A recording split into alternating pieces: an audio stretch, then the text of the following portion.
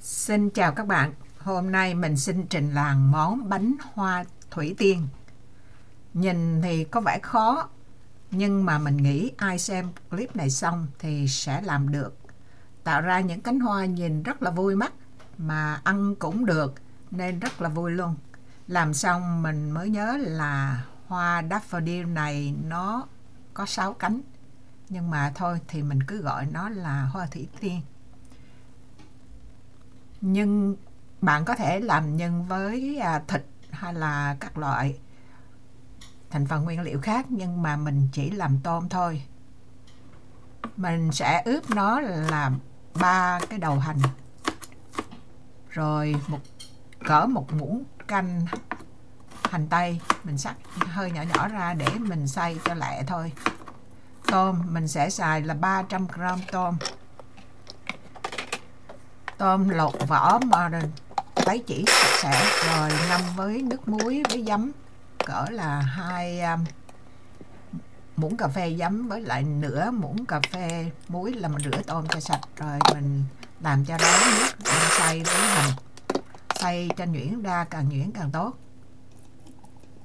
Rồi mình chuẩn bị đồ ướp. Ướp thì chỉ có là bột năng, bạn có thể bột bắp, tinh bột bắp hay là tinh bột khoai, bất cứ cái bột gì cũng được. Mình cho một muỗng cà phê tinh bột năng, xong rồi với lại muối thì mình cho tất cả đều là 1/4 muỗng. 1/4 muỗng muối, 1/4 tỏi bột, 1/4 tiêu. Tiêu thì tốt á, thì có tiêu trắng, tiêu sọ trắng, còn không á, thì xài tiêu đen như mình cũng được. Cho vô 1 muỗng cà phê, nửa, cái này là nửa muỗng, bạn muốn cho vô 1 muỗng cũng được. Rồi 2 muỗng nữa này, tức là 1 muỗng cà phê dầu hành. Hành để phi lấy cái dầu á. Cái này là mà không có nhất thiết là bắt buộc nha, các bạn muốn bỏ không bỏ cũng được. Xong rồi mình đánh cho nó quyện lại, rồi mình đem mình đậy lại, bỏ vô tủ lạnh trong khi chờ đợi làm vỏ bánh á. Thì mình làm ra được 38 cái. Mình làm hiệu của Mỹ, bây giờ mua không có ra, thành ra mình mua toàn cái hiệu của Trung Quốc không à. Thì tinh bột mì, tức là bột mì tinh hay là bột tàng mì, gọi là wheat starch á, là mình xài 140g với lại 60g tinh bột khoai. Bỏ vô 1/4 muỗng muối, trộn cho đều các loại bột. Xong mình cho ra nước sôi nha, nước sôi bồng á, là gần cup, mình cho là 230g. Không có được bỏ vô một lần, mình cứ đổ từ từ vô. Mình khuấy xong rồi mình đổ. Còn nếu có ai phụ á, hay là giỏi á, thì một tay khuấy, một tay đổ nước, để mình tránh cái vụ ốc trâu á.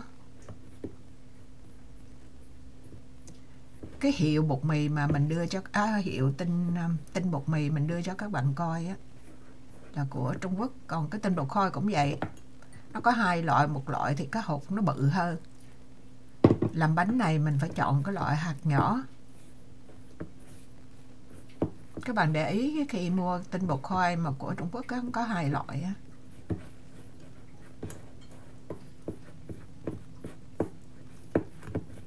Cứ làm cho đến khi nào mà mình thấy nó gần nguội nguội, mình thò tay vô mình nhồi được á. Thò tay này vô nhồi á thì thò tay không thôi. Còn người nào mà vệ sinh, nó có ban vệ sinh đi kiểm tra vệ sinh á, thì mang găng tay nhá.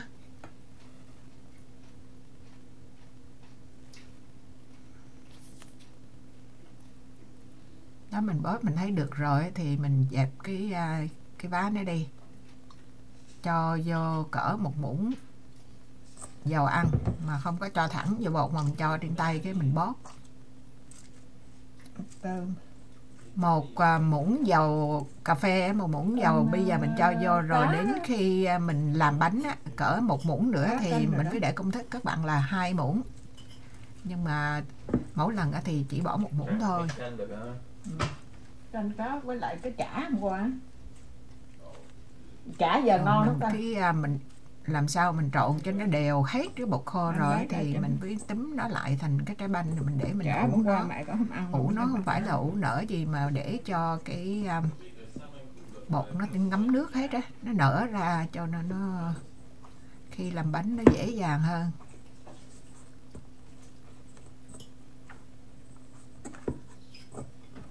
Làm mấy cái này kiên nhẫn, mình cứ từ từ mình bóp đến khi nó mất rượt vậy thôi. Rồi mình vò lại cho nó tròn vậy, rồi mình đậy nắp lại. Đổi qua chén nhỏ, cái chén đựng bột hồi nãy.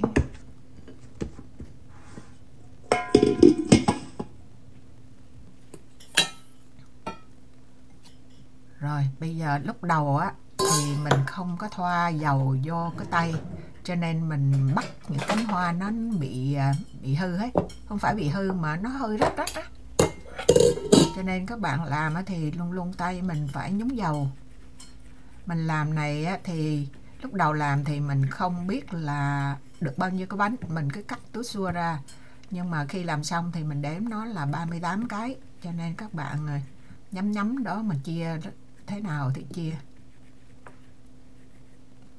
Cách làm thì các bạn dòm trên màn hình chứ mình cũng không có biết diễn tả là sao nữa.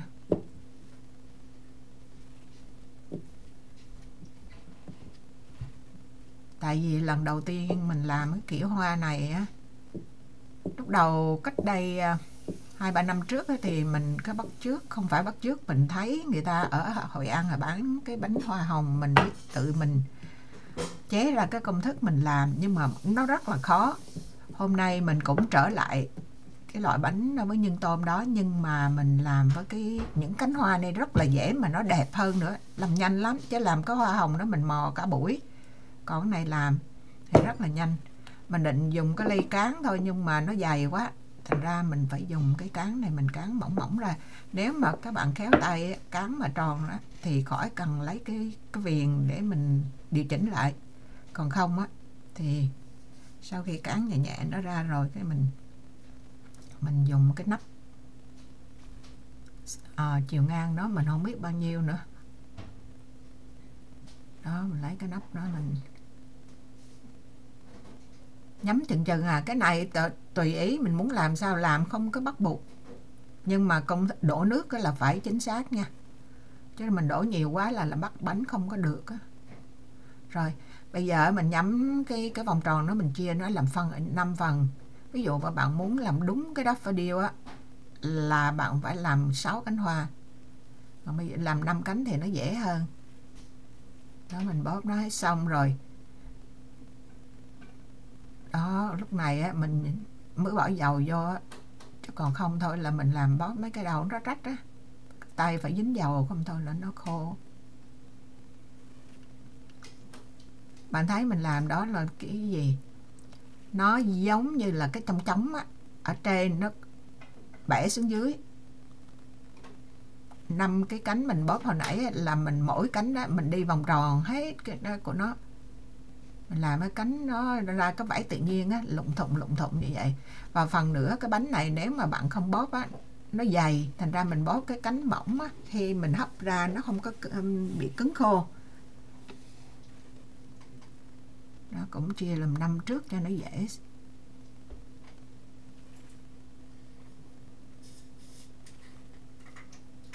Mỗi cái là một cánh hoa, bạn muốn bắp tròn bắp nhọn cũng được, nhưng mà trong đầu mình có ý nghĩ làm cái hoa thủy tiên cho nên mình cho nó cái đỉnh nó nhọn. Chứ nếu mà bạn làm các loại hoa giống như hoa anh đào hoa hay gì thì mình cho nó đó giống như đó. Mình bóp xong mình đi 5 cánh xong rồi mình với nối nó lại cũng được, hay là đi mỗi cánh rồi mình nối đó. Đi mỗi cánh nối thì ở trên mình kéo xuống như vậy. Bạn ngó kỹ nó rất là dễ làm chứ không có khó, mới ngó thì mình không có mường tượng được.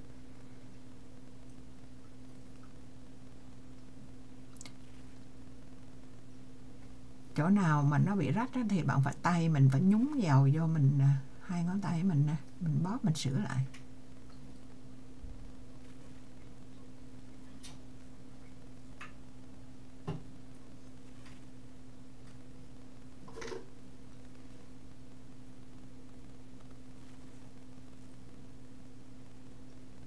bắp mỏng mỏng để cho nó đẹp mà nó ăn cũng dễ ăn, mà mỏng quá thì dễ bị rách đó.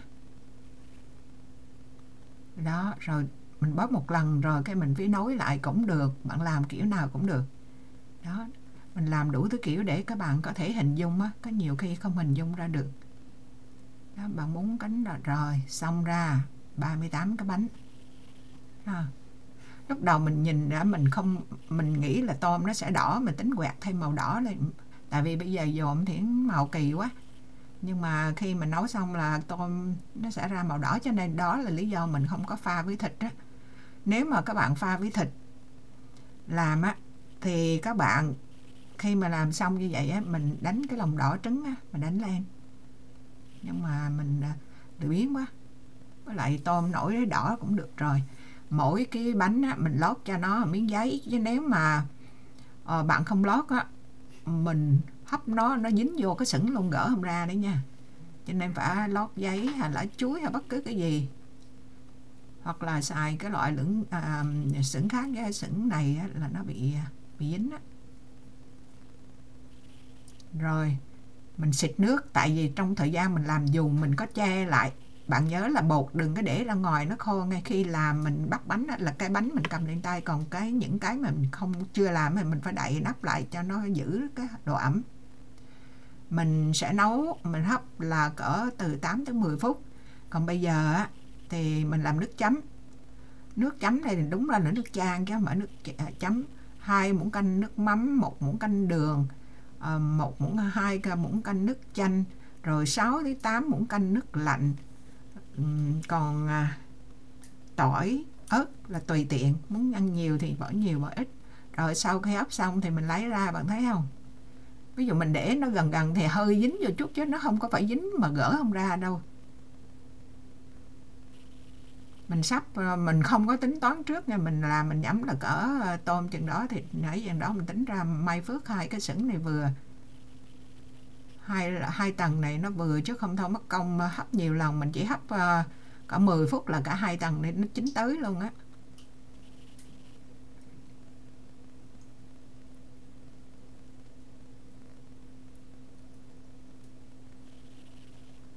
Đó, gỡ ra từng cái nhìn mê mẩn.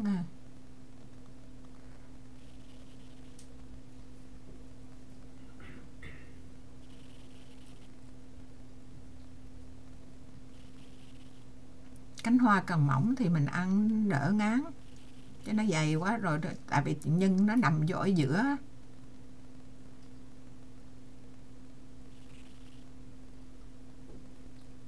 Rồi dồn lại thành phẩm của mình lấy mấy cái lá baro mình bỏ vô, giống y cái lá của daffodil á, lá hoa thủy tiên á.